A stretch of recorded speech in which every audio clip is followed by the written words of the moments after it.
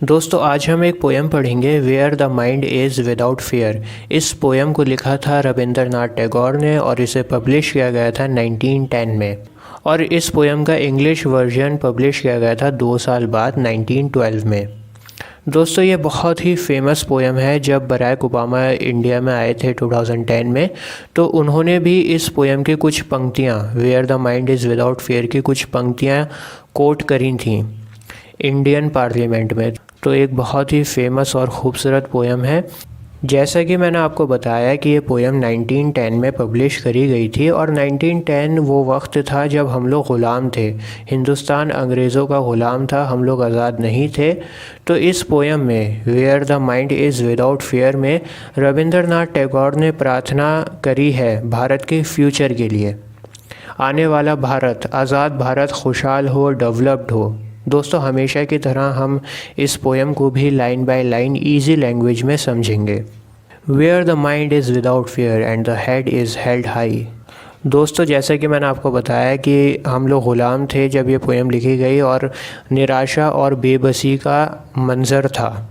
तो पोएट कहता है कि भविष्य में, फ्यूचर में हम हिंदुस्तानी भी सर उठाकर जिएंगे और हमारे माइंड में किसी भी तरह का कोई भी डर नहीं होगा, बिना डर के हम जिएंगे।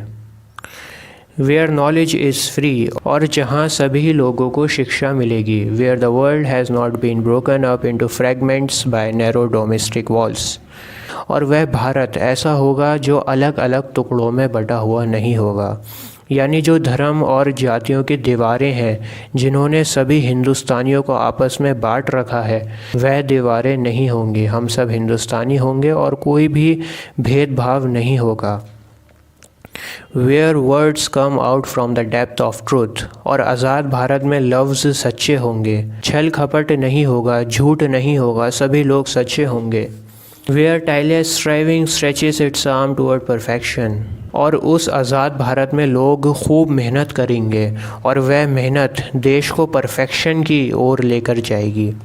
यानी लोग खूब मेहनत करके देश को डेवलप्ड करेंगे।